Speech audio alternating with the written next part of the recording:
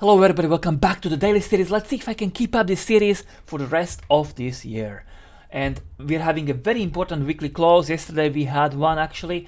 And on the screen you have the Bitcoin weekly chart. This is a 50-week moving average, this red line here. And me, as many other people, this is a very crowded technical analysis at the moment.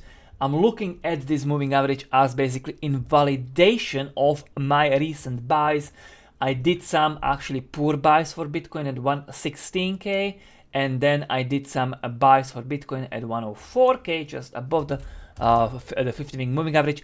And basically I'm looking at 50-week moving average to basically get invalidated on my buys. And if I do get invalidated, which seems to be the case because we did close yesterday below 50-week moving average, however, we can still close back up actually this week, and in that case it would have ended up being a fake. So I still have to wait a week to be fully sure whether I'm invalidated or not. But I want to share with you my game plan if I'm invalidated. Moreover, I see more and more bad news technically, because for instance, these two red trend lines, as you can see, these red trend lines, these are basically connecting the bottoms of 2024 and 2025, both of them.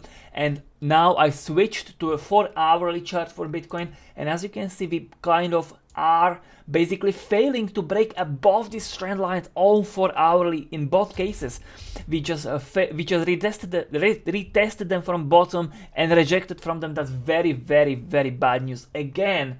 So it's really looking more and more that I am gonna get invalidated. So what is going to be my game plan in that case? So basically it's very simple. It's going to be to unload my crypto around the 50-week moving average. I have a high confidence that even if we are going even lower than we are already, we are gonna come back to the 50-week moving average at the latest Q1 next year. And moreover, I even think we could still even hit, even if we go to 85k this week or next, we still can come back to 109k